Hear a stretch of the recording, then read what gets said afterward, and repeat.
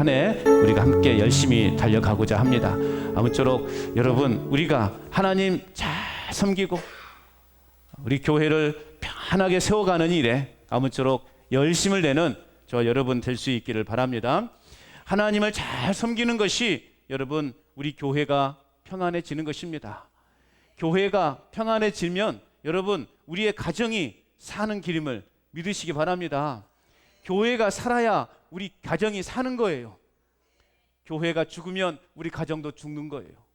그래서 우리 교회가 평안할 때 우리의 가정도 평안해지는 것입니다. 그래서 올 한 해 우리가 열심히 한번 우리 교회의 그러한 평안을 위해서 열심히 한번 달려가 보자고요. 그러기 위해서는 여러분이 또 여기 실천 주제 3가지가 있죠. 실천 사항들이 있죠. 한번 보이는 대로 읽어볼까요? 시작. 말씀으로 성장을, 평안을 위해 기도로서 회복을, 평안을 위해 순종으로 실천함을. 할렐루야. 이 3가지 실천 사항을 우리가 함께 또 곁들여서 나아가게 될 것입니다. 그래서 오늘 우리가 전체적인 우리 목회 주제에 대해서 우리 실천 주제에 대해서 오늘 말씀을 살펴봤고 이제 앞으로 3주간 또 저 실천 사항들 3가지에 대해서 함께 말씀을 나누면서 어떻게 우리가 구체적으로 우리 교회를 평안하게 세워갈까를 함께 고민해보는 그런 시간을 가져볼 수 있기를 바랍니다. 한 예수님을 믿는 우리뿐만 아니라 모든 사람들은 평안하게 살아가기를 바랍니다. 원하죠. 여러분도 평안한 삶을 살기를 바라지 않습니까? 평안하길 원합니다. 가정이 평안하고 또 우리의 사업이 안정되고 우리가 또 직장이 안정되어지고 또 우리 교회가 평안하게 든든히 서가기를 우리 모두는 바라고 그렇게 꿈꾸며 우리는 또 살아가고 있습니다. 그런데 성경이 말하는 평안은 단순히 여러분 우리 안에 우리 가정에 우리의 삶에 우리 교회에 문제가 없는 상태를 말하고 있지 않습니다. 우리가 보통 평안하십시오라고 말하면 아무 근심 없이 그냥 편안하게 살아가십시오. 그렇게 우리가 이해할 수 있는데요. 성경은 평안에 대해서 그렇게 말씀하고 있지 않다라는 것입니다. 성경은 우리의 인생의 진정한 평안은 뭐라고 말하고 있냐면 하나님과의 그런 바른 관계 속에서 오는 하나님의 선물이다. 그렇게 말하고 있습니다. 이 평안의 진정한 평안은 어떻게 온다고요? 하나님과의 바른 관계 속에서 누리는 평안을 진정한 평안이라고 말하는 것입니다. 그것이 바로 하나님을 찾되 우리가 하나님을 어떻게 찾아야 되는가를 또 오늘 본문은 우리에게 말씀하고 있습니다. 평안의 문을 여는 첫 번째 열쇠는 무엇이겠는가? 평안의 문을 여는 첫 번째 열쇠. 그것이 바로 하나님을 찾되 오늘 본문의 오늘 설교의 제목처럼 어떻게 찾는 거예요? 전심으로 찾는 겁니다. 하나님을 찾되 어떻게 찾으라고요? 전심으로 하나님을 찾는 것입니다. 우리는 아사 왕이 유다 백성들에게 내린 첫 번째 명령이자 또 오늘 우리가 시편 42편의 말씀을 통해서 읽었던 것처럼 시편 기자의 그 간절한 고백을 통해 하나님을 찾는다는 것이 도대체 무엇인가? 하나님을 찾는다는 것이 무엇인가? 그러면 하나님을 전심으로 찾는다는 것이 또 무엇인가에 대해서 우리가 함께 살펴보고자 합니다. 우리가 붙잡아야 할 평안의 열쇠가 무엇인가? 우리는 먼저 본문에 쓰인 중요한 2가지를 살펴보고자 합니다. 평안의 열쇠를 우리가 찾기에 앞서서 오늘 2 본문을 통해서 우리에게 주는 메시지를 함께 살펴보길 원하는데 오늘 역대하 14장의 말씀에 보면 본문 말씀을 좀 띄워주세요. 오늘 14절 말씀에 4절 말씀에 보면 아사 왕이 명령한 여호와를 찾게 하며라는 말, 여호와를 찾게 하며라는 말에 우리는 주목해야 합니다. 찾다라는 말, 이 찾다라고 하는 말의 히브리어 단어는요 다라슈시라고 하는 단어를 쓰는데 이 단어는 보통 우리가 생각하는 어떤 잃어버린 물건을 위해서 찾기 위해서 이렇게 두리번거리는 그런 의미가 아니에요. 오늘 이 4절에서 말하는 이 찾다라고 하는 그 의미의 뜻은 히브리어 단어의 뜻은 뭐냐? 예배하다, 자주 밟다, 묻다 라고 하는 그런 뜻을 담고 있어요. 무슨 말이냐? 하나님께 나아가 그분의 뜻을 묻고 그분의 뜻, 하나님의 뜻을 묻고 또 그분과 교제하기 위해서 성전 문턱이 닳도록 드나드는 어떤 적극적인 신앙생활의 의미가 바로 찾다라는 의미, 단어 속에 포함되어져 있는 겁니다. 그러니까 우리가 하나님 여호와를 찾으라라는 말, 단순히 뭐 어떤 잃어버린 물건을 찾기 위해서 이렇게 두리번거리는 것이 아니라 정말 하나님과 교제하며 하나님과의 그 관계를 얼마나 열심히 했던지, 하나님을 예배하는 생활을 얼마나 열심히 했던지 성전 문턱이 다 달아 없어질 정도로 그렇게 하나님을 찾기에 갈망하는 그런 마음, 내가 얼마나 하나님과 깊은 교제를 하고 싶어서 매일같이 하나님 앞에 무릎 꿇고 기도했던지 내가 무릎 꿇은 그 자리가 달아서 움푹 패일 정도로 그렇게 기도 생활을 하는 그런 의미, 그것이 바로 찾다라는 단어의 뜻이에요. 여러분이 기도하는 자리는 어떻습니까? 여러분의 기도하는 자리는 지금 어떤 상태입니까? 다 달아가지고 얼마나 내가 무릎 꿇고 기도했던지 그 기도 자리가 움푹 패이고 있지는 않습니까? 아니면 그냥 내 기도한 자리가 어디다냐? 흔적도 없이 사라져버린 것은 아닙니까? 여호와를 찾게 하며, 그러한 마음이, 그런 단어의 뜻이라는 것을 여러분 염두에 두시기 바랍니다. 또한 둘째, 시편 42편에 나와 있는 1절에 나와 있는 갈급하니이다 라는 말, 갈급하다, 히브리어로 아라그라고 하는 단어인데요, 이 단어의 뜻은 뭐냐?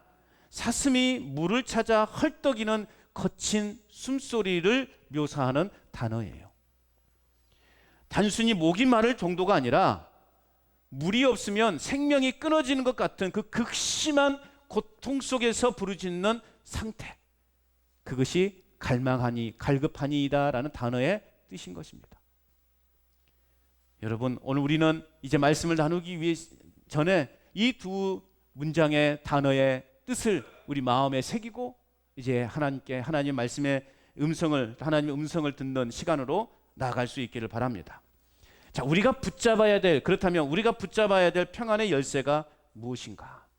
첫째는 하나님을 찾는 일이 우리의 삶의 가장 우선순위임을 깨닫는 것입니다. 하나님을 찾는 일이 우리의 삶의 가장 우선순위임을 깨닫는 것, 그것이 여러분 평안의 열쇠를 얻는 것입니다. 아사 왕은 왕위에 오르자마자 유다 사람들에게 이렇게 명령했어요. 오늘 4절 말씀 다시 한번 읽어볼까요? 4절 시작. 유다 사람에게 명하여 그 조상들의 하나님 여호와를 찾게 하며 그의 율법과 명령을 행하게 하고, 오늘 왕위에 오른 이 아사 왕이 맨 먼저 유다 백성들에게 선포했던 명령이 뭐냐? 유다 사람들에게 명하여 그 조상들의 하나님 여호와를 찾게 하며 라는 거예요. 여호와 하나님을 찾게 하며 여호와 하나님을 찾으라 라는 것이 아사 왕의 첫 번째 유다 백성들을 향한 명령이었다라는 것입니다. 여러분, 아사 왕이 통치하던 시대는 겉으로 볼 때는 여러분 평온해 보였습니다. 그런데 실상은 영적으로 매우 혼탁한 시대였어요. 우상이 만연했고 사람들의 마음에는 하나님보다 눈앞에 풍요와 쾌락에 빠져 있었던 그러한 시대였단 말입니다. 자, 이때 왕이 된 아사 왕이 가장 먼저 펼친 그런 정책이 뭐였을까? 뭐든 그랬죠. 한 나라의 대통령이 딱 되면, 당선이 되면 맨 먼저 대통령이 하고 싶은 국정 과제가 있어요. 그래서 그 국정 과제를 이제 국민들에게 설명하고 그 일을 위해서 우리가 함께 힘을 모아주세요 라고 그렇게 호소하게 되죠. 오늘 아사 왕도 마찬가지예요. 아사 왕이 왕위에 올랐을 때 맨 처음 유다 백성들에게 선포했던 그의 최우선 국정 과제가 뭐였냐? 하나님 여호와를 찾으라 라는 거였어요. 하나님 여호와를 찾는 일이 오늘 아사 왕이 우선적으로 삼았던 국정 과제였단 말입니다. 얼마나 부럽습니까, 여러분? 우리나라 대통령도 새롭게 대통령이 되었을 때 첫 번째 국정 과제가 여호와 하나님을 찾으십시오. 그러면 돌 맞으려나? 또 뭐 그러면 다른 타 종교에서 이건 뭐 종교 또 뭐 어쩌고 막 또 난리가 나겠죠. 마음은 그래도 아마 그렇게 또 공적인 자리이기 때문에 못할 수도 있을지도 모르겠어요. 여하튼 오늘 아사 왕은 왕위에 오르자마자 가장 최우선순위로 삼았던 국정 과제는 뭐냐? 여호와 하나님을 찾으라. 그래서 아사 왕은 가장 먼저 유다 백성들에게 다라시 여호와 하나님을 찾으라. 여러분, 올 한 해 우리가 가장 먼저 해야 될 일이 뭐냐? 여호와 하나님을 찾는 저와 여러분 될 수 있기를 축복합니다. 그래서 저도 오늘 여러분들에게 가장 먼저 처음 해주고 싶은 말씀이 그 말씀이에요. 여러분 복 받으세요. 여러분 번창하세요. 그 말도 좋지만 여러분 그것은 부수적인 것에 불과합니다. 여러분에게 말씀드리고 싶습니다. 여호와 하나님을 찾는 오늘 한 해 되시길 축복합니다. 이것이 여러분 우리의 인생의 평안의 문을 여는 열쇠가 되는 것입니다. 아사왕은 하나님 없는 평안은 가짜, 그리고 하나님 없는 번영은 모래성과 같다라는 것을 알고 있었어요. 그래서 그는 다라시, 즉 여호와를 찾으라, 그렇게 백성들에게 명령하고 있는 것입니다. 여러분 오늘 우리 모습은 어떻습니까? 우리는 참 분주하게 살아갑니다. 오늘 현대인들은 참 분주해요. 바빠요. 먹고 사는 문제 때문에, 또 자녀들 교육 문제 때문에, 또 노후 생활, 노후 준비로 인해서 쉴 틈이 없이 바쁘게 요즘 현대인들은 그렇게 살아가고 있습니다. 그렇게 바쁘게 살아가다가 보니까 어떻습니까? 정작 내 영혼의 생명이신 하나님을 찾는 시간은 자꾸 어떻게 돼요? 늘 나중으로 밀려나게 되죠. 그리고 조금 여유가 생기면 그때 하나님을 찾겠다라고 하는 사람들이 많아요. 그러니까 여러분 전도를 하다 보면 그러잖아요. 아이고 조금 먹고 살만하면 나갈게요. 그렇게 말하는 사람들이 있어요. 그러다가 죽는데, 먹고 살만하면 이제 죽는데 어떻게 하겠나 이거예요. 요즘 현대인들이 그래요. 믿음의 사람들도 마찬가지예요. 내가 예수를 믿고 있다라고 말하는 사람들조차도 하나님을 찾는 시간은 늘 나중으로, 그리고 내가 조금 생활에 여유가 생기면 밀려나고 있음을 발견하게 됩니다. 여러분, 우리 영적 침체는 우리가 뭐 큰 죄를 범해서 오는 것이 아닙니다. 영적인 침체는 하나님을 찾는 일을 나중으로 미루는 순간 우리에게 뭐가 찾아온다고요? 영적 침체가 찾아오는 거예요. 우리 영혼의 메마름은 하나님을 뒷전으로 두는 순간 우리 영혼의 메마름이 찾아온다는 것입니다. 그러므로 여러분, 하나님을 찾는 일에는 결코 나중이라는 것이 있을 수 없습니다. 여러분, 우리 교회는 물론 우리 교회 성도님들이야 아침에 눈을 뜨면 먼저 기도하고 성경을 펴서 말씀을 묵상하시겠죠? 아멘을 안 하시네. 우리 성도님들은 하루 일상이 그렇게 시작하지 않습니까?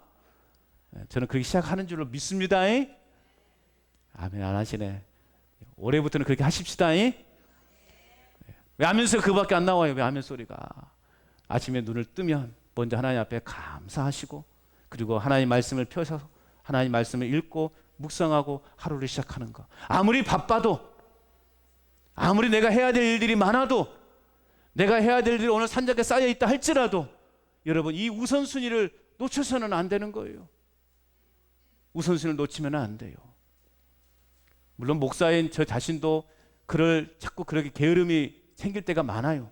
그래서 늘 제 자신도 그것을 초심을 잃지 않기 위해서 그냥 피곤하고 때로는 좀 귀찮아도 그래도 말씀을 내가 붙잡지 않으면 내가 어떻게 우리 성도들에게 말씀의 꼴을 먹일 수 있겠냐 이거죠. 제가 먼저 말씀을 잘 먹어야, 내가 말씀을 풍족하게 먹어야 여러분에게 말씀을 나눌 수 있는 거 아니겠습니까? 그래서 피곤하고 좀 힘들어도 귀찮아도 그래도 매일같이 똑같은 그 생활 패턴을 깨트리지 않으려고 몸부림칩니다. 그리고 목사가 성경에 있는 거 당연한 것 아니겠어요? 그래서 그런데 여러분 요즘 같은 시기에요, 창세기부터 쭉 순서대로 성경에 읽는 목회자들이 많지는 않아요. 저도 물론 그동안에는 그렇게 잘 못 읽었어요. 띄엄띄엄 읽고 있었는데 작년부터는 조금 하반기부터는요 결심을 했어요.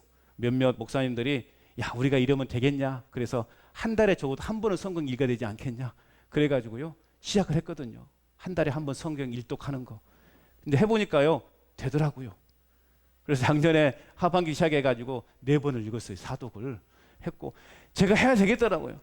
너무 힘들어. 그래서 올해는 한 달은 안 되겠다, 2달에 한 번 읽는 걸로 합시다. 그래가지고 2달에 한 번 성경 읽기 지금 또 시작하고 있어요. 하루에 한 1시간 반 정도만 말씀에 투자하면은 한 달에 한 번을 읽겠더라고요. 읽어지더라고요. 그렇게. 여러분, 우리가 하나님의 말씀을, 하나님과의 그런 교제가 우리의 삶의 우선순위를 놓쳐버리면 우리의 모든 생활 패턴들이 다 무너지게 되어 있는 것입니다. 우리가 영적으로 무기력함을 느끼지 않도록, 우리의 삶에 불안한 마음이 찾아오지 않도록 여러분, 우리는 하나님을 찾고 찾는 일에 우선순위를 두어야 한다는 사실이에요. 환경이 문제가 아니더라고요. 뭐 환경이 내가 지금은 기도할 수 있는 환경이 아니라고. 아이고, 내가 지금은 뭐 말씀을 읽은 환경이 아니더라고. 환경이 중요한 게 아니더라니까요. 여러분 보십시오. 얼마나 우리나라에 차들이 많습니까? 그래도 여러분 그렇게 서울 시내를 보세요. 차들이 그렇게 많아도 교통사고가 납니까? 안 나잖아요. 왜 그래요? 신호등이 있으니까. 신호를 잘 지켜가니까 빨간불 들어올 때는 멈추고, 초록불이 들어오면 가고, 또 서행하라 그러면 서행하고, 그래서 사고가 안 나는 거예요. 그렇게 차들이 많아도. 우리 인생도 마찬가지예요. 너무나 분주하고 복잡한 우리가 시간을 보내고 있지만, 그래도 그 상황 속에서도 우리가 우리의 본질을 놓치지 않는 것은 뭐예요? 우리의 영적인 신호등은 뭐예요? 말씀이잖아요. 이 말씀이 우리의 영적인 신호등이잖아요. 그래서 말씀을 보면서 멈추라면 멈추고, 가라 하면 가고, 서서히 가라면 서서히 가고, 급하게 가라 하면 급하게 가는 것이고, 말씀의 신호등을 잘 우리가 마음속에 품고 있으면 우리의 신앙이, 우리의 삶이 흔들리지 않는다는 것입니다. 내 영혼의 우선순위가 무너지니까 우리 영혼에 여러분 어떻게 돼요? 우리의 삶이 무질서해지는 거예요. 질서가 깨지면 무질서해지는 거예요. 우리 영혼의 질서가 깨지니 우리의 삶이 그냥 어떻게 해야 갈팡질팡하고, 무엇이 참인지 진리인지 거짓인지를 구분하지도 못한 채 이리 흔들리고 저리 흔들리는 그런 삶을 우리는 지금 살아가고 있는 것입니다. 지금 바로 만사를 제쳐두고 하나님을 찾아야 할 시급한 때임을 여러분 믿으시기 바랍니다. 하나님을 찾는 것이 우리 인생의 긴급한 명령이고 우리에게 평안의 삶으로 인도하는 열쇠임을 다시 한번 믿으시기 바랍니다. 또 우리가 붙잡아야 할 평안의 열쇠가 무엇인가? 두 번째는요, 습관적인 신앙을 버리고 전심으로 하나님께 집중하는 것입니다. 습관적인 신앙생활을 버리고 전심으로 하나님께 집중하는 것. 하나님을 찾는다는 것이 구체적으로 어떤 태도를 말하는 것인가? 그저 우리가 주일날 한번 교회에 와서 예배드리고 하나님 저 왔어요 하고 가는 것이 우리가 정말 하나님을 전심으로 찾았다라고 말할 수 있는 것인가? 오늘 우리가 읽은 시편 42편 1절 말씀을 우리 다시 한번 읽어볼까요? 시편 42편 1절 같이 읽어봅니다. 시작. 하나님이여 사슴이 시냇물을 찾기에 갈급함 같이 내 영혼이 주를 찾기에 갈급하니이다. 아멘. 자, 여기에서 이 갈급함, 목말라 죽게 된 짐승의 처절한 부르짖음이에요. 비가 오지 않아 메마른 광야에서 물을 찾지 못한 이 사슴은, 이 사슴에게 있어서 물은 어떤 존재일까? 그 목말라 죽게 될 그 사슴에게 있어서 이 물은 있으면 좋고 없으면 그만이고 그런 기호식품이 아니란 말이에요. 오늘 이 사슴에게 있어서의 이 물은 어떤 존재입니까? 없으면 죽는 생존 그 자체라는 말이에요. 물이 있으면 살고 물이 없으면 죽는 거라는 거예요. 전심이라는 단어가 바로 이런 것입니다. 하나님, 당신이 없으면 저는 죽습니다. 주님의 그 은혜가 없으면 저는 한 발짝도 앞으로 나아갈 수 없습니다. 이런 마음, 여러분 이런 마음 갖고 살고 계십니까? 하나님 없으면 저는 죽어요. 주님의 은혜가 아니면 저는 한 발짝도 앞으로 나아갈 수 없어요. 이런 믿음으로 여러분 살고 계십니까? 이게 오늘 제가 말하고 싶은 전심의 뜻이라는 거예요. 오늘 이 사슴에게 있어서의 물 그 한 방울은 사느냐 죽느냐예요. 있으면 그만, 있으면 좋고 없으면 그만이고 그런 기호식품이 아니라 없으면 죽는 거예요. 있으면 사는 거예요. 하나님이라고 하는 존재, 하나님이라고 하는 그분은 내 인생에 있으면 내가 사는 것이고 없으면 나는 죽는 것이다. 이런 믿음으로 살아가시라는 말이에요.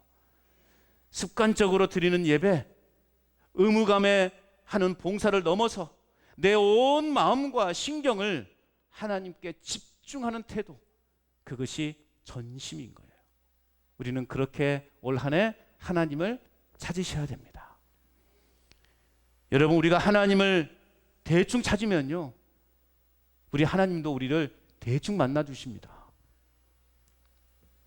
그런데 우리가 하나님을 전심으로 찾잖아요. 그럼 하나님도 적극적으로 우리를 만나 주십니다. 그런데 오늘날 성도들의 삶을 보면은요, 하나님을 어떻게 생각하고 있을까? 가만히 생각해 보니까 마치 하나님을요, 보험회사로 생각하고 있더라고요. 보험회사로. 무슨 말입니까? 교통사고가 나거나 우리가 병원에 입원하게 되면 맨 먼저 하는 일이 뭐죠? 보험회사에 전화하잖아요. 보험회사에 전화하잖아요.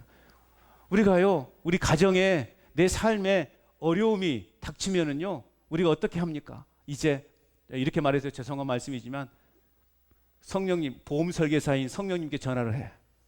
성령님, 나 교통사고 났어요. 성령님, 우리 가정에 어려움이 생겼어요. 빨리 그 하나님 회사에 전화하셔가지고 연락하셔서 이 보험 처리 좀 해주세요. 우리가 이런 식으로 지금 신앙생활을 하고 있다는 거예요. 오늘날 많은 성도들이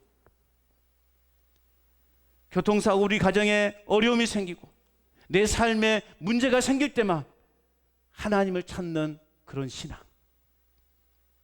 그래서 적당히 믿고 적당히 하나님과 거리를 두고 우리가 지금 신앙생활을 하고 있지 않은가.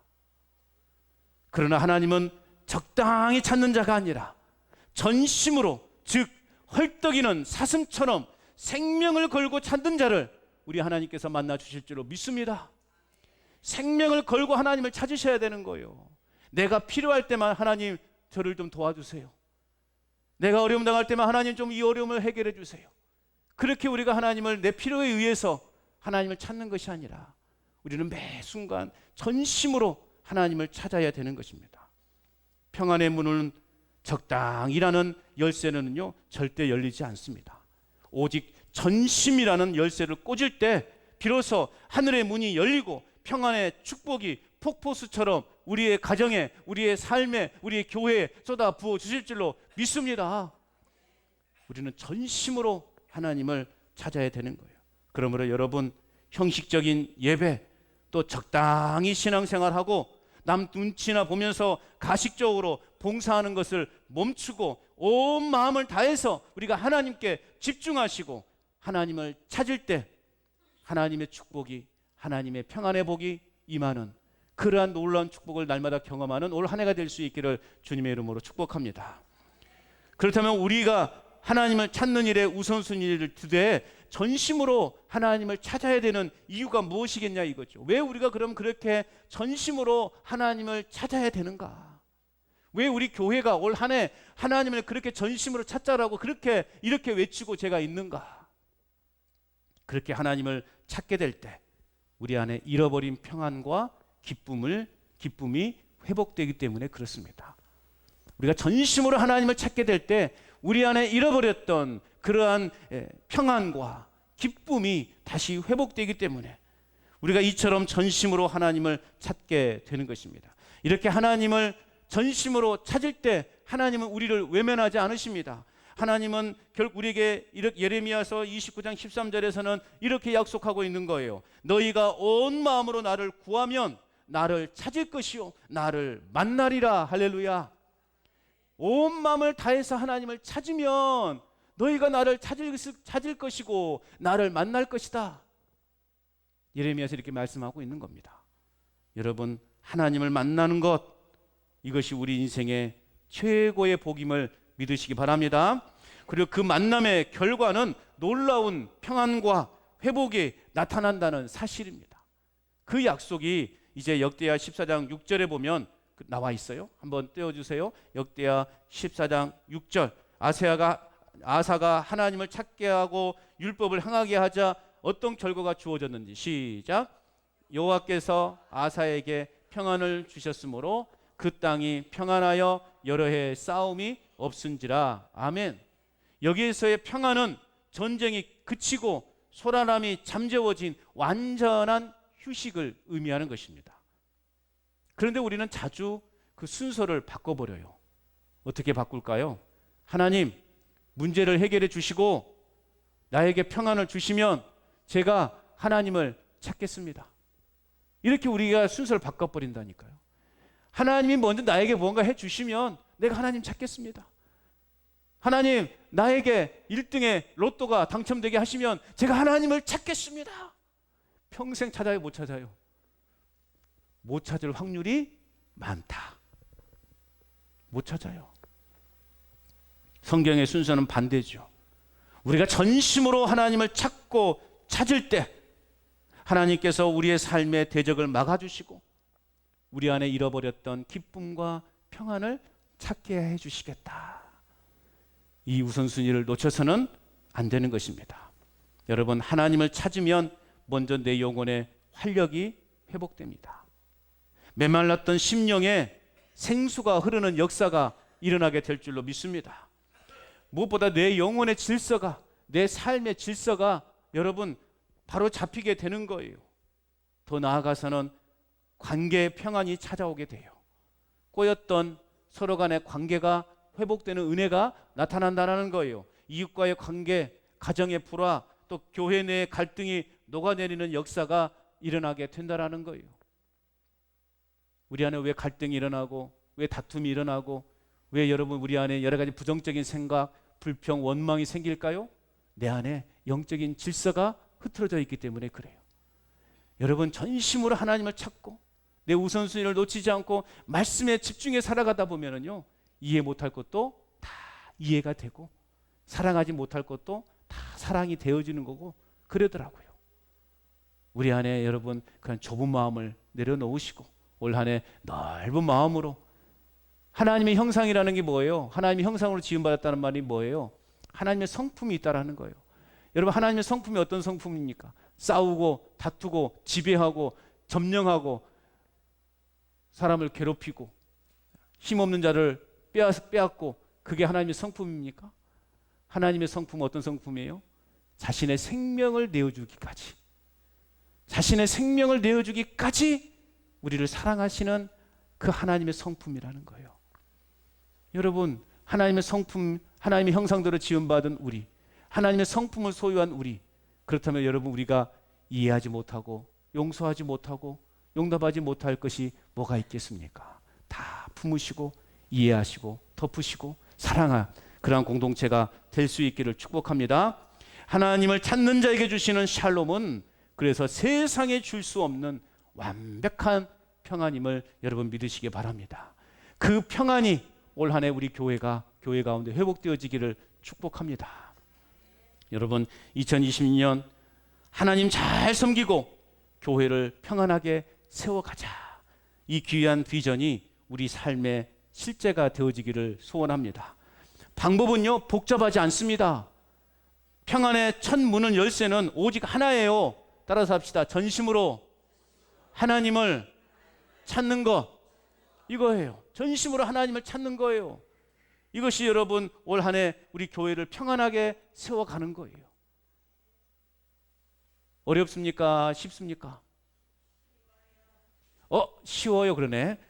하려다가 아차, 이게 아니지. 그래서 쉬워요. 바로 바꾸시네. 센스들 있으셔. 아무튼 결코 어려운 일이 아니죠. 그런 거룩한 부담감을 가지시고 전심으로 하나님을 찾는 그러한 올 한 해가 되기를 바랍니다. 세상의 분주함을 핑계 삼지 마십시오. 오늘부터 다시 말씀을 읽고 기도에 무릎을 꿇으시기를 바랍니다. 그래서 사슴이 시냇물을 찾듯 매 순간 우리는 하나님의 은혜를 갈망하는, 하나님의 은혜를 갈망하는 삶을 살아가야 될 줄로 믿습니다. 우리가 그렇게 하나님을 찾고 구할 때 하나님께서는 우리를 만나주시고 우리 가정에 평안을 주시고 우리 교회에 평안을 주실 줄로 믿습니다. 이 은혜가 2026년의 시작의 문을 여는 저와 여러분, 또 여러분의 가정, 여러분의 생업의 현장, 그리고 우리 교회 위에 충만하게 임하시기를 주님의 이름으로 축원합니다.